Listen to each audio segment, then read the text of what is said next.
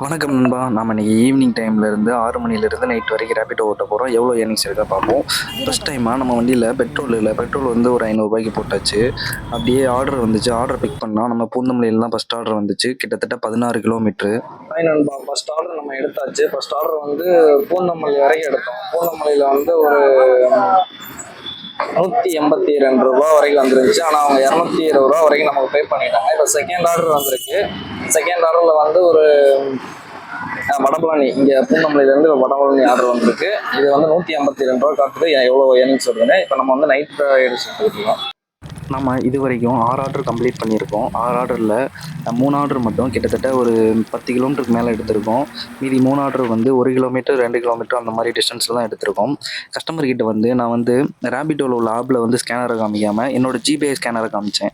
இப்போ ஒரு 220 ரூபா வர்ற இதில் வந்து 250 அந்த மாதிரி டிப்ஸ் வந்து கஸ்டமர் வந்து எக்ஸ்ட்ரா தான் போடுறாங்க ஜிபே ஸ்கேனர் காமிச்சோம் அப்படின்னா.